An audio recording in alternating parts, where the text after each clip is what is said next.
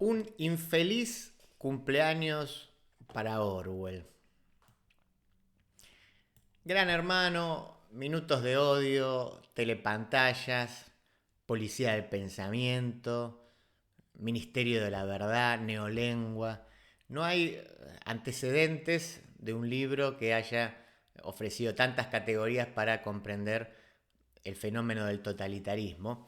Y lo más curioso es que se trata de un texto literario, el cual a su vez está cumpliendo 75 años desde su lanzamiento. Hablamos, por supuesto, del célebre 1984, la novela de George Orwell, que a propósito de este aniversario ofrece nuevas ediciones, incluso en español, incluyendo una bastante particular a la que me voy a referir hacia el final. Nacido en 1903 en la India ocupada por Gran Bretaña, y educado en Eton gracias a una beca, apenas terminado el colegio, Orwell decide enrolarse perdón, en la Policía Imperial Británica, que por aquella época ocupaba Birmania, que es el actual Myanmar. Gracias a aquellos años, Orwell escribirá textos de una crudeza y una profundidad únicas, como el reconocido Matar a un elefante. Si no lo leyeron, les recomiendo que lo hagan, es un texto relativamente corto. Tras un interregno de algunos años en lo que intenta construir su vida como escritor y vive prácticamente como un pordiosero entre Londres y París, su acercamiento a las ideas socialistas crece a punto tal que recién casado decide junto a su mujer trasladarse a España para luchar contra Franco. Voy a tomar agua porque si no, esto va a terminar mal. Sin embargo, pronto vive en carne propia el modo en que la interna entre stalinistas y trotskistas se replica en España con denuncias falsas y sus consecuentes purgas constantes, vivencia que por supuesto marcaría a fuego a Orwell ya como escritor maduro. Fruto de ello, entonces contamos con el libro Homenaje a Cataluña. A pesar de que no era común por aquella época que un escritor de izquierda fuera crítico de la Unión Soviética, ya en la segunda mitad de los 40 Orwell publica Rebelión en la Granja, la, ¿cómo decirlo?, la extraordinaria sátira contra el estalinismo, y un año antes de morir de tuberculosis, en 1949, el libro que nos convoca, cuyo título 1984 refiere, ustedes saben, a un futuro más o menos lejano, respecto del momento que se estaba escribiendo, claro, en el que el partido con mayúsculas, liderado por la figura mítica del Gran Hermano, controla los destinos de Oceanía en un mundo en guerra permanente. Ese es más o menos el contexto de la trama. Ahora, más allá de que, justamente, la trama, más allá de que la trama, que cuenta la tragedia de Winston Smith, un oscuro empleado del Ministerio de la Verdad que es capturado y salvajemente torturado por complotar contra el partido. Más allá de eso, lo más rico son las categorías que yo les mencionaba al principio, y que Orwell ya expone casi en su totalidad en el primer capítulo. Si ustedes no lo leyeron o si lo van a volver a hacer, quizás eso les sorprenda. Está todo en ese primer capítulo ya, como presentación es muy, muy buena. De hecho, en las primeras páginas, mira, no me acuerdo si era la primera o la segunda página, ya aparecen los 2 minutos de odio, que es un ejercicio del que participaban los miembros del partido y que suponía sentarse frente a una pantalla gigante para hacer catarsis repudiando todas las fechorías y atropellos cometidos por el enemigo del pueblo. ¿Quién era el enemigo del pueblo? Bueno, un tal Goldstein, líder también mítico de la hermandad, autor de un libro maligno y poseedor de, esto lo dice así Orwell, dice como dice, un rostro judío, al que se le adjudican reivindicaciones de la tradición liberal, como la libertad de prensa. En realidad, frente al partido, el enemigo era un liberal. Demostrando poseer la capacidad para poder proyectar lo que sería la influencia de los medios de comunicación de masas, Orwell elabora también un elemento de enorme actualidad Esto es lo que podríamos llamar como el doble carácter de la pantalla o de las pantallas, ¿no? O sea, lo hace cuando él refiere a lo que en el libro lo llama telepantallas. Son aquellas que permiten proyectar el mensaje elegido por el partido, como si fuera una televisión, digamos, donde uno ve lo que proyectan desde otro lugar, pero a su vez que al mismo tiempo, distribuidas a lo largo de la ciudad y en el interior de las propias casas, esas telepantallas funcionaban como una cámara de seguridad, o sea, vigilaban cada una de las acciones de los usuarios. La pantalla era la misma, ¿no? Pero tiene esa doble función. A través de la pantalla yo veo, pero también soy visto. Asimismo, digno de mención, por supuesto, es el trabajo del ya destacado Ministerio de la Verdad. Se los dije así al pasar, pero es un elemento central. Los empleados de esta dependencia eran los encargados de modificar la historia para ponerla al servicio de los intereses del partido, porque, esta también es como una frase famosa del libro que circula mucho, quien controla el pasado controla el futuro y quien controla el presente controla el pasado. Quien controla el pasado controla el futuro, quien controla el presente controla el pasado. Así, si en un momento era necesario afirmar que se entraba en guerra contra Eurasia, por ejemplo, los empleados trabajaban a toda velocidad modificando los archivos de modo tal que no quede ningún vestigio que dijera lo contrario. En el mismo sentido, el ministerio se ocupaba de borrar toda huella de las personas que eran vaporizadas, esto es, desaparecidas. Era como si nunca hubieran existido. Esta necesidad de modificar la historia era complementada por la policía del pensamiento y por otra gran idea a la cual subyace una verdadera teoría del lenguaje. Se trata de la neolengua, lo habrán oído hablar de esto.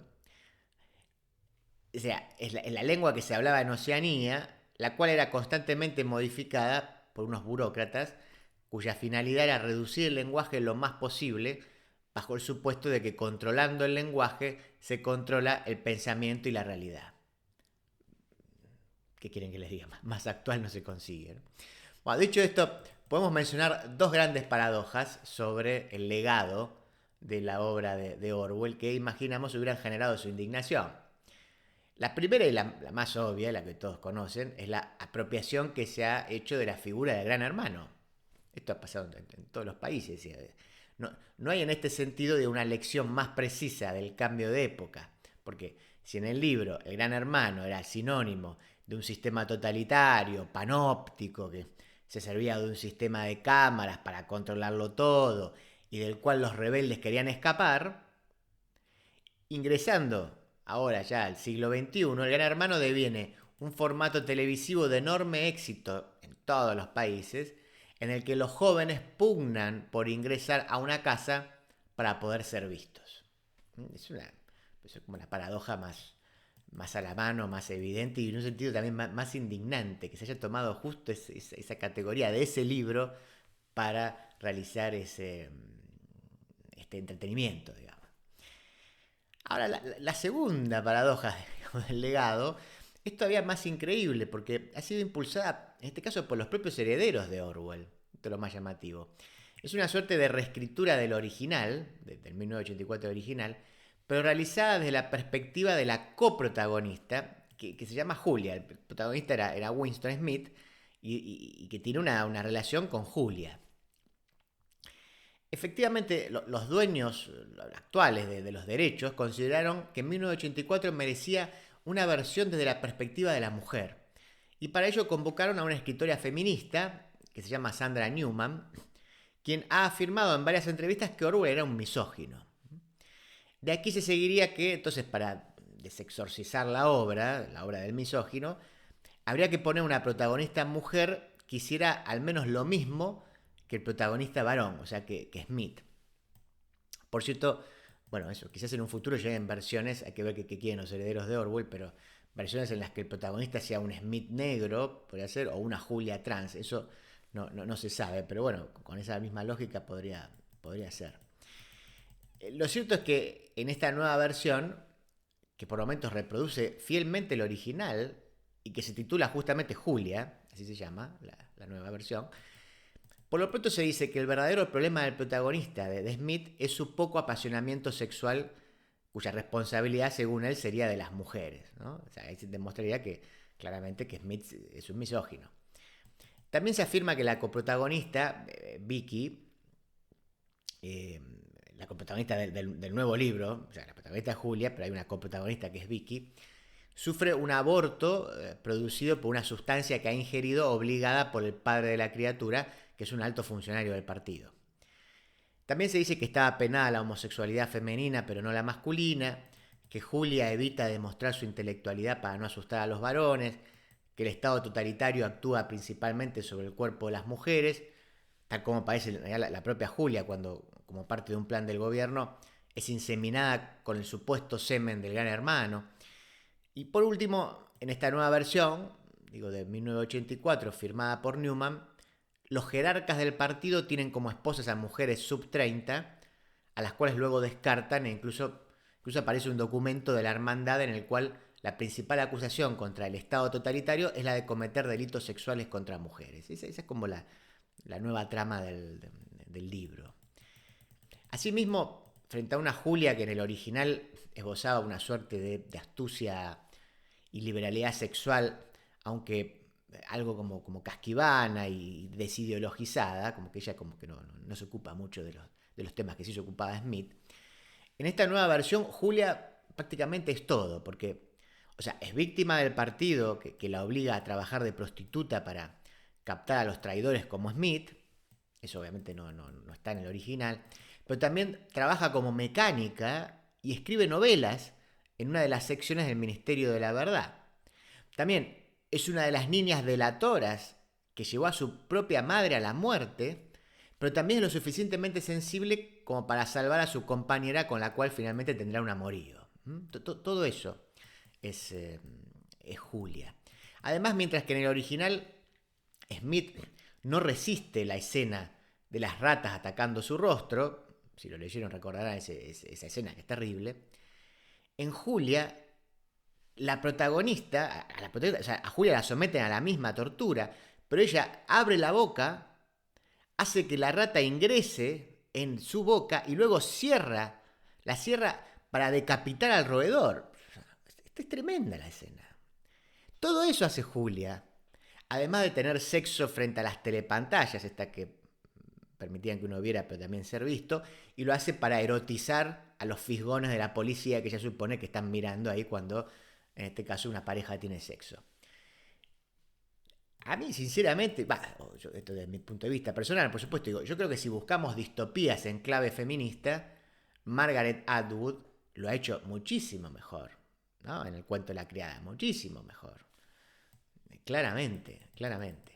Pero bueno, a ver, por último, en un gesto, yo diría ahí sí, directamente de incomprensión de la obra original, Newman, la reescritora, agrega un capítulo en el que el sistema totalitario cae, la hermandad vence y el gran hermano es un particular con nombre y apellido que yace vencido en una cárcel.